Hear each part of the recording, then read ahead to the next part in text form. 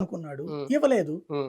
దాంతో వెళ్ళిపోయాడు ఇప్పుడు అతను. ఆర్థిక పరంగా చూసుకుంటే ఓకే. మీరన్నట్టు రాజశేఖర్ వెళ్ళొచ్చు. బాలినేని గారికి ఆ ఇబ్బంది ఏం లేదా? ఆయన బాలినేనికి ఆర్థిక ఎందుకు పరంగా లేదు, బోలెడంత అప్పుల్లో ఉన్నాడు. దాదాపు హ్మ్. 400 కోట్లకు పైగా అప్పుల్లో ఉన్నాడు. హ్మ్. అప్పులు కట్టలేక గిలగిల్లాడుతున్నాడు. జగన్మోహన్ రెడ్డిని అందుకనే ఎక్కువ సంపాదించి పెట్టడానికి అవకాశం ఇవ్వమంటే 5 లక్షలు. ఇవ్వల. హ్మ్. లాస్ట్ మంత్రిగా కొనసాగితే ఇచ్చేవాడు, సంపాదించుకునేవాడేమో. హ్మ్.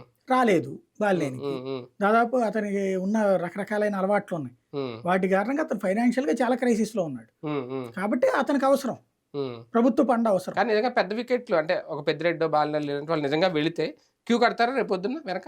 ఇంకా చాలా బాలినేని ఎళ్తే క్యూ కట్టేదేం లేదు. హ్మ్. ప్రకాశం జిల్లా వరకే అతనిది. అంతేలెండి. అవును. పెద్దిరెడ్డి వెళ్తే అతనిదైనా సరే చిత్తూరు జిల్లాలో ఇంపాక్ట్ ఉంటది. అంటే కొంచెం ఉమ్మడి రాయలసీమ చిత్తూరు జిల్లాలో.